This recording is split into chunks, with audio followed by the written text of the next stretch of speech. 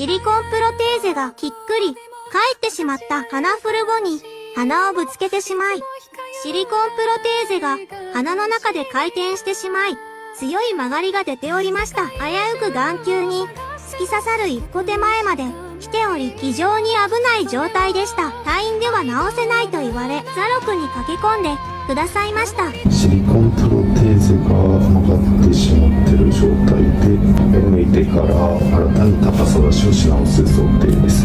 鼻先もそれに合わせて整えてまいります。よろしくお願いいたします。完成はこちら。土台の歪みも改善しつつ、肋軟骨でまっすぐな鼻筋を作りました。当院の方法では、肋軟骨で作った鼻筋は強い衝撃でもこのように曲がる心配はほぼ必要ございません。安心してお任せいただければと思います。どんなお悩みもザロクにお任せください。